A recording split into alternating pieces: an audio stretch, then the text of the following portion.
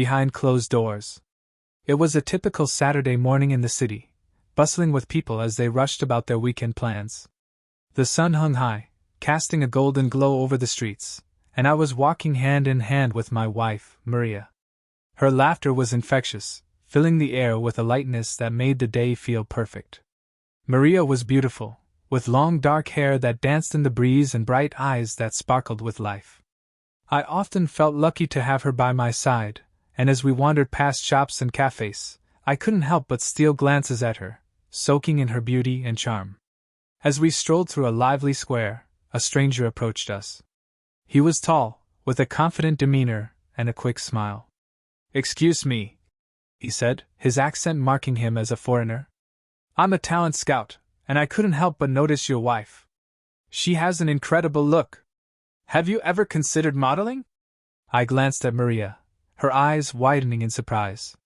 She shook her head, looking at me for confirmation. "Modeling?"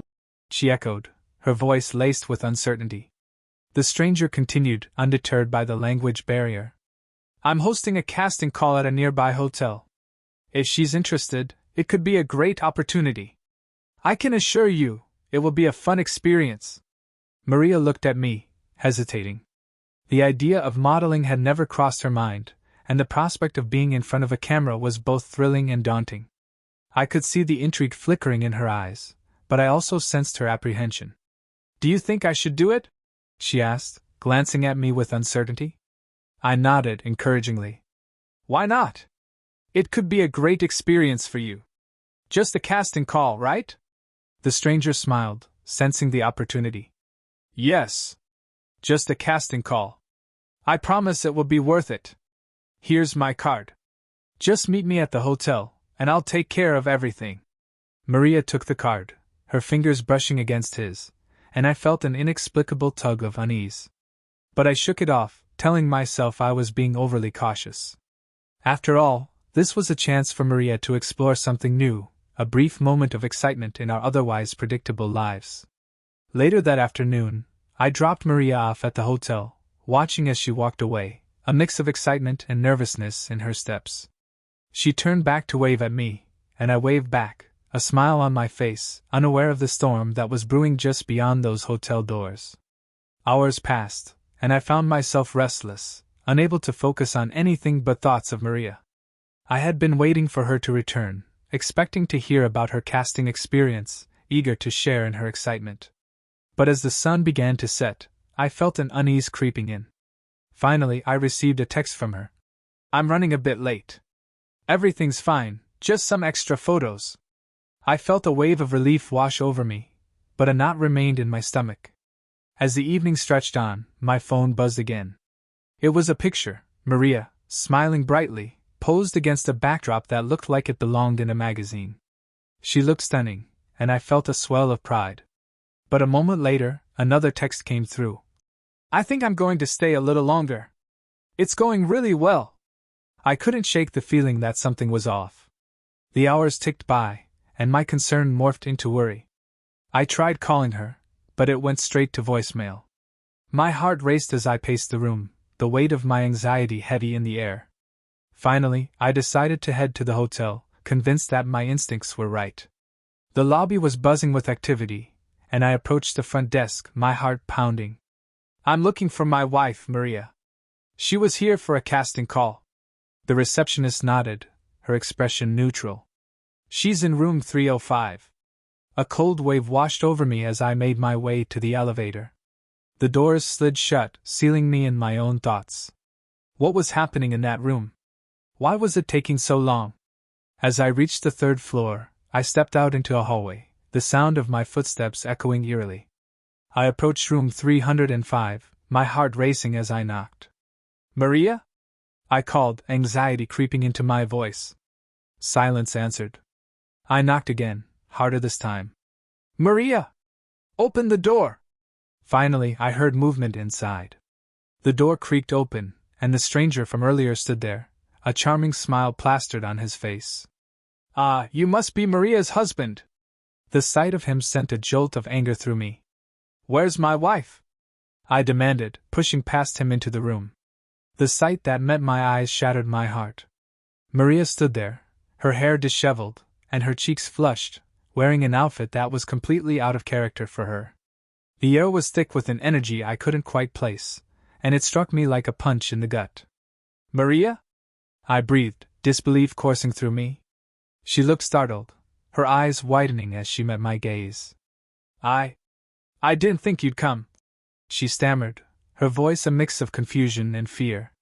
Before I could respond, the stranger chuckled, a smirk playing on his lips. "We were just getting started, my friend.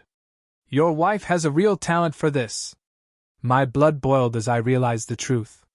The casting call had been a cover, and Maria had stepped into something she didn't fully understand. "What the hell is going on here?" I shouted, my voice shaking with anger. Maria opened her mouth to speak, but the stranger interjected. "Relax. It's all in good fun. Just a few pictures, and then we were going to discuss a real opportunity for her. Nothing more." I couldn't believe what I was hearing. "Nothing more? You think this is just a game? You've taken advantage of her naivety." The stranger shrugged, his confidence unwavering. "She's an adult. She made her own choices." I turned to Maria, searching her eyes for answers. "Did you know what you were getting into?"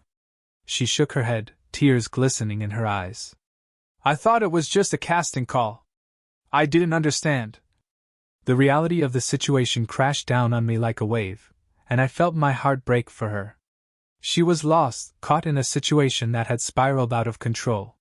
I stepped forward, taking her hand gently in mine. "We're leaving. Now." As we turned to leave, the stranger blocked our path. "You can't just walk out. She was just getting started." I felt a surge of protectiveness for Maria, my anger boiling over. "You've done enough. She's not a toy for your amusement. We're done here." With that, I pulled Maria away, ignoring the stranger's protests as we stepped into the hallway. The weight of what had just happened hung heavily in the air, but I couldn't allow it to shatter the bond we had. As we left the hotel, I could feel Maria trembling beside me. I didn't know what the future held for us, but I knew we would face it together, rebuilding the trust that had been so carelessly threatened behind closed doors. The drive home was silent, the weight of what had happened hanging heavily between us. Maria sat in the passenger seat, her hands clasped tightly in her lap, and I could see the tears pooling in her eyes. The vibrant energy of the city outside felt distant and surreal, as if we were both trapped in a fog of confusion and betrayal. Once we arrived at our apartment, I parked the car but didn't move. I turned to Maria, searching for the right words to say, but the silence felt deafening. I had seen the fear in her eyes, the realization of how quickly things had spiraled out of control, but there was so much I needed to understand. "Maria," I began, my voice softening, "we need to talk about what happened. I don't want to jump to conclusions, but you have to be honest with me." She nodded, wiping away a tear that had escaped down her cheek. "I thought it was just a casting call. I didn't understand what he was really offering. I was so caught up in the moment. I didn't think it would go that far." "I know you didn't," I said, my heart aching for her. "But you need to realize how dangerous that situation was. You could have been hurt." "I know," she whispered, her voice trembling. "I was scared when I saw you at the door. I didn't mean to betray you. I was just confused. It all happened so fast." I took a deep breath, trying to keep my emotions in check. "You need to understand that it's not just about that moment. It's about trust. I want to believe in you, but you have to be completely honest with me. I swear I didn't mean for it to happen like that. I should have known better. I thought it could be a fun opportunity, something new. I just wanted to feel alive," she confessed, her eyes welling up again. In that moment, I realized that Maria was grappling with something deeper, a longing for excitement and affirmation that perhaps she hadn't felt in a long time. We were both caught in the routines of life, and maybe she had been searching for something more. "Maria," I said gently, "we've both been feeling the weight of our routines. But we can work through this. I want us to be a team, to support each other, and find new ways to feel alive together."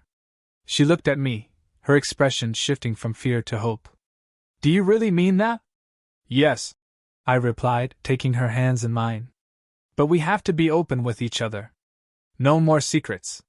Let's talk about our dreams, our fears, everything. With a nod, Maria's shoulders relaxed slightly, and I could see a flicker of relief in her eyes. I want that too. I don't want to lose you. Then let's start fresh. We can find ways to reignite the spark in our relationship, I said, determined to rebuild what had been shaken. We can even explore new experiences together, as a couple. No more casting calls or surprises behind closed doors. She smiled weakly, her tears drying as she squeezed my hands. I'd like that.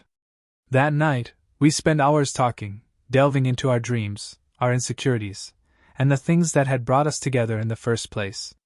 We shared laughter and even tears, but most importantly, we found a way to reconnect, something that felt lost before. In the days that followed, we made a conscious effort to inject spontaneity into our lives. We went on spontaneous outings, tried new activities, and made time for each other amidst the chaos of our routines. Each shared experience helped us rebuild the trust that had been shaken, and slowly, we began to feel the spark reigniting between us. The incident at the hotel became a turning point for us, a reminder of the importance of communication and vulnerability in a relationship. We had both learned valuable lessons about trust and the need for authenticity, and as time passed, those lessons only strengthened our bond. Together, we faced the world with renewed determination. The road ahead wouldn't always be easy, but we were committed to navigating it together, ready to embrace both the challenges and the joys of life, side by side.